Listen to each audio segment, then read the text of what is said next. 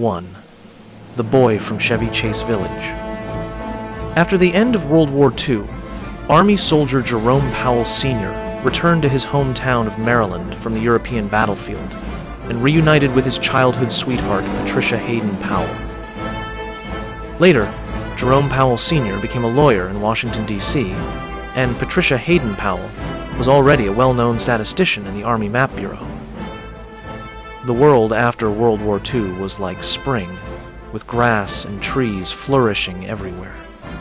In 1950, they got married. After marriage, they had a total of 6 children, and Jay Powell was the second. Here, you are welcome to click to subscribe to my channel, if you haven't done so yet, which is a motivation to encourage me to continue working.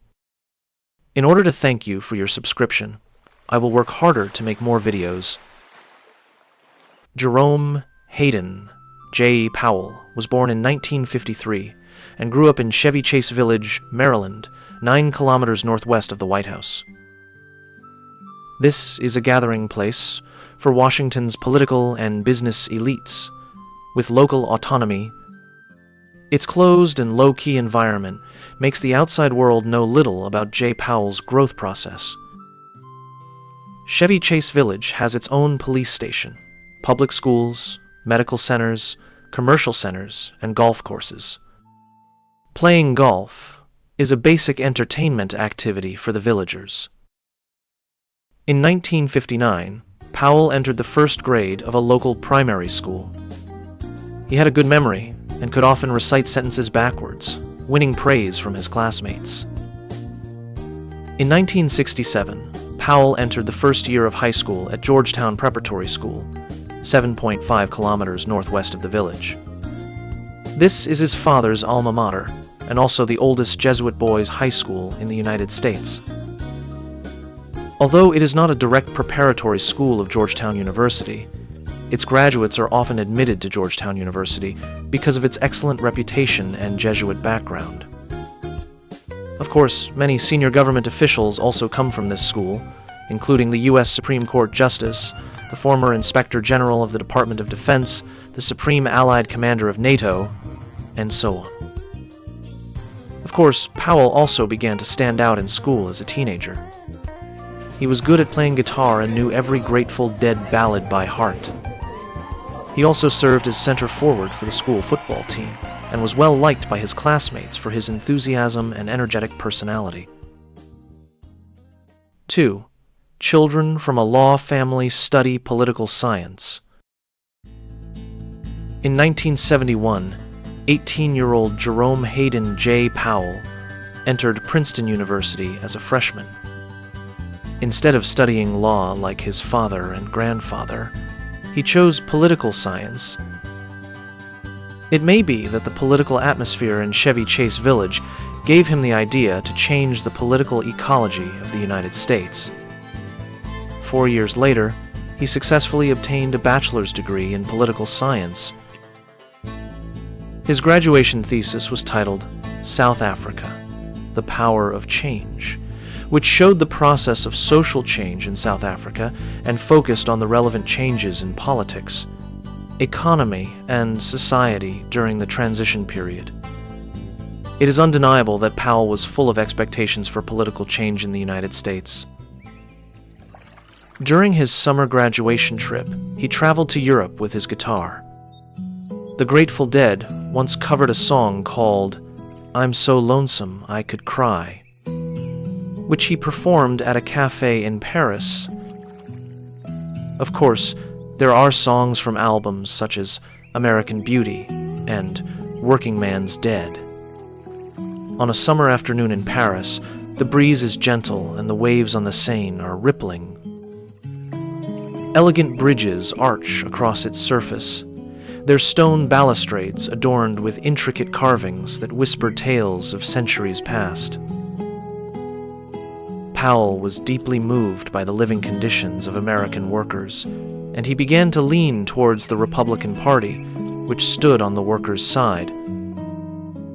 After returning to the United States, he began working as a legislative assistant to Republican Senator Richard Schweiker of Pennsylvania at the introduction of his parents, However, ideals are full, but the reality of work is very thin. In less than a year, he resigned. His father was very angry about this, and the relationship between father and son deteriorated. Powell's living expenses were also cut off. 3. After awakening, he began to focus on law. To support himself, Jerome Hayden J. Powell returned to Washington, D.C. from Pennsylvania and worked for a classmate's father at an office supply company. After a while, he found out that another classmate had received a high-paying and prestigious job, which touched his heart.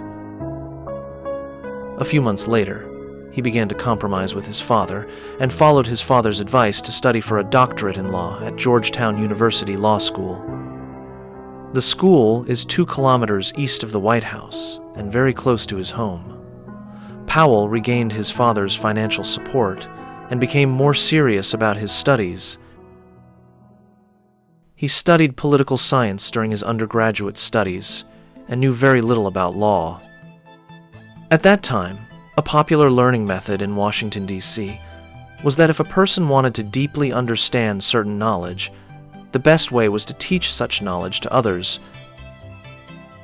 So, in order to study law, Powell served as the editor-in-chief of the Georgetown Law Journal. For him, this was a big challenge, but he was happy to do it. In 1979, Powell successfully obtained a doctorate in law. Although it was only a professional law degree, Powell was able to find a good lawyer job with this certificate. That year, Powell became an assistant to Judge Ellsworth Van Graafland of the United States Court of Appeals for the Second Circuit. He also moved from Maryland to New York. Cases represented by Davis Polk and Wardwell were often reviewed by the U.S. Court of Appeals for the Second Circuit, so Powell gradually became familiar with the law firm. The law firm was founded in 1849 and was renamed to its current name in 1921 by U.S. Attorney General Davis, President Polk's descendant Polk, and banking expert Wardwell. Due to his high prestige in global financial industry cases and the considerable income, the 28-year-old Powell resigned from his job in the government agency and joined this law firm. 4. Switched career to investment banking at age 31.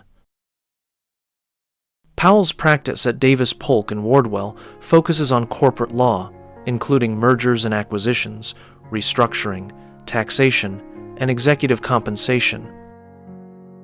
Due to his outstanding work ability, in 1983, the 30-year-old Powell was poached by a newly established law firm, Warble and Macmillan, with a high salary, and continued to engage in securities and corporate finance business. During this period, Jerome Hayden J. Powell was exposed to a lot of investment and financing business, and he found that investment banking was a very profitable industry.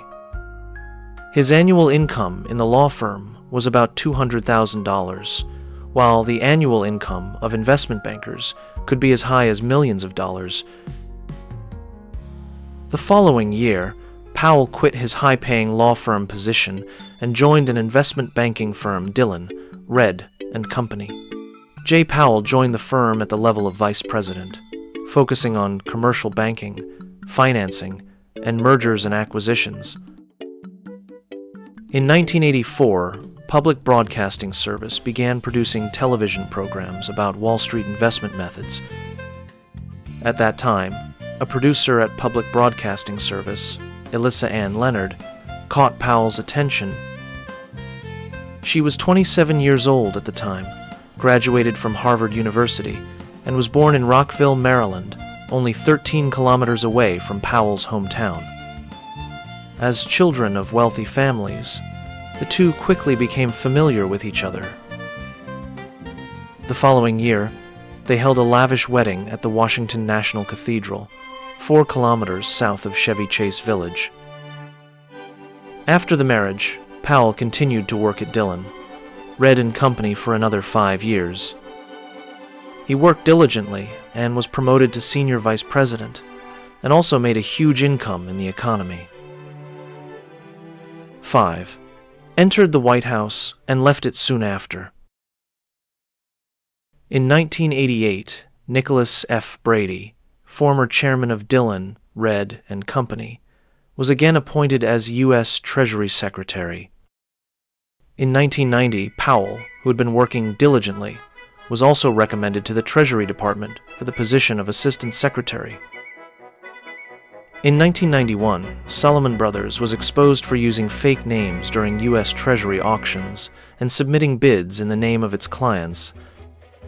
In one particularly egregious case, Salomon Brothers bid for 100% of the $10.6 billion 2-year Treasury bond issue, while the law limits a single buyer to no more than 35%.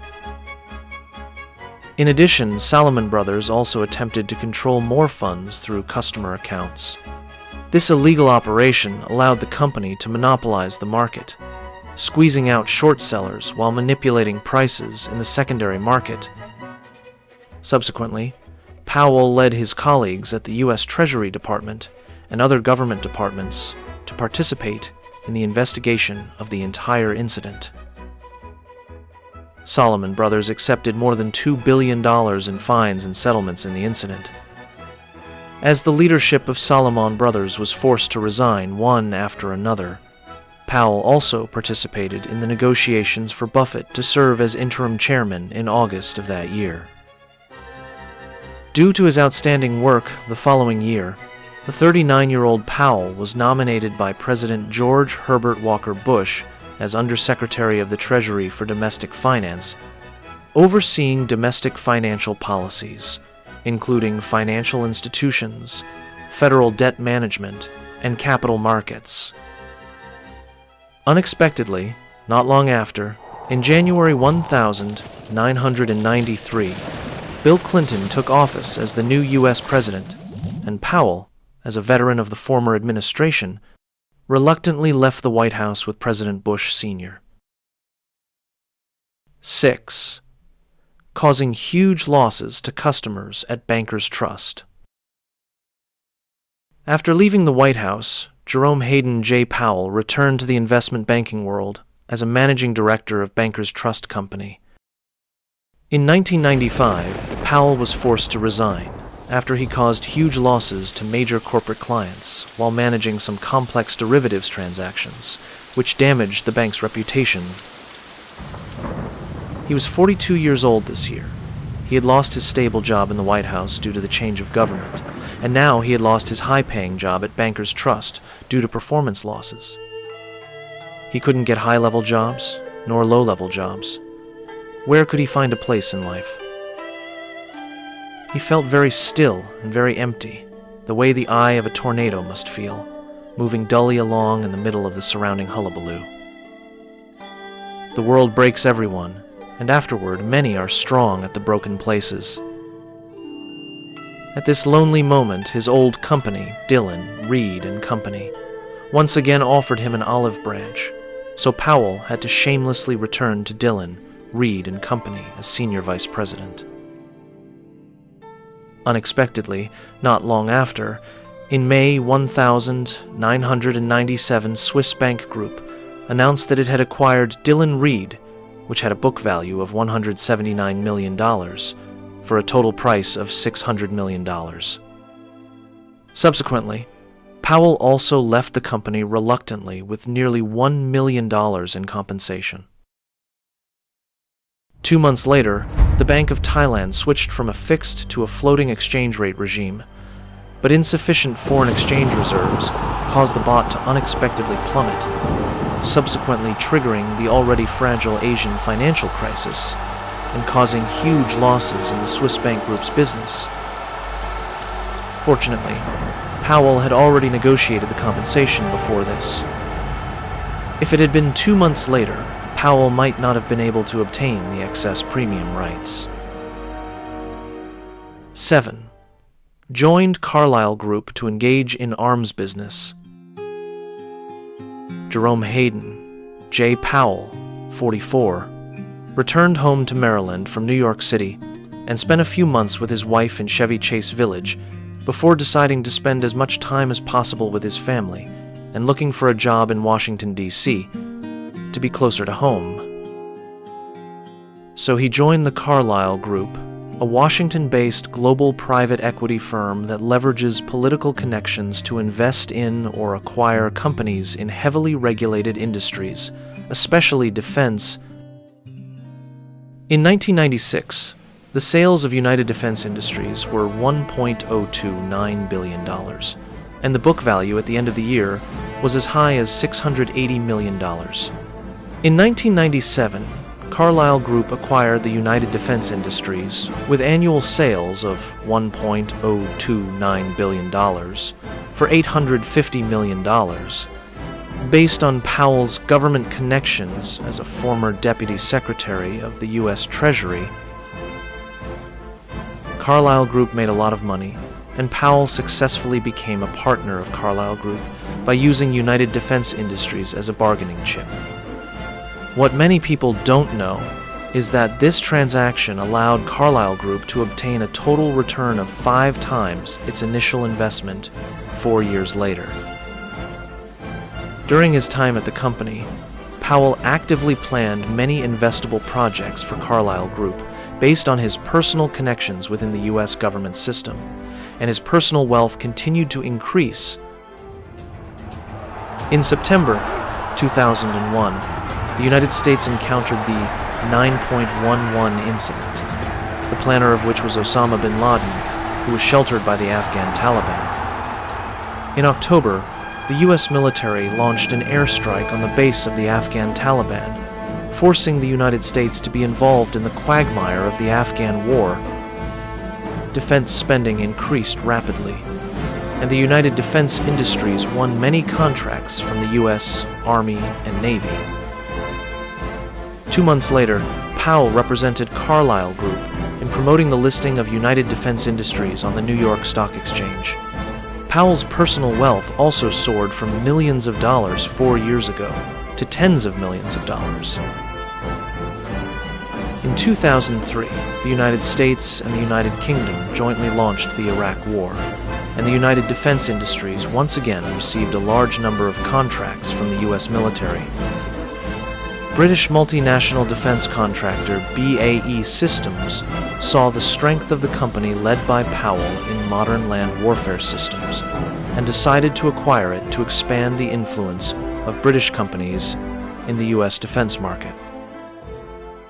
In 2005, BAE Systems acquired United Defense Industries for a total price of $4.2 billion, and Powell, who lost his child, also left Carlyle Group.